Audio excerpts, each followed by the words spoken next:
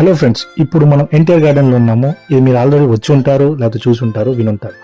So మనం ప్రీవియస్గా అయితే 2009, 15, 18లో వచ్చాము, మళ్ళీ ఇప్పుడు వచ్చాము.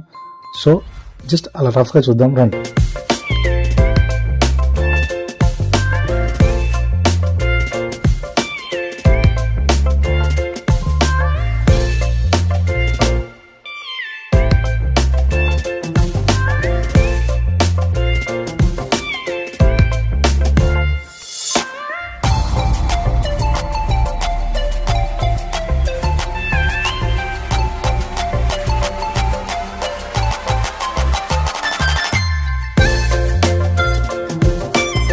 సో ఎన్టీఆర్ గార్డెన్ అనేది ఫ్యామిలీస్కి, ఫ్రెండ్స్కి, ముఖ్యంగా పిల్లలకు చాలా బాగుంటుంది.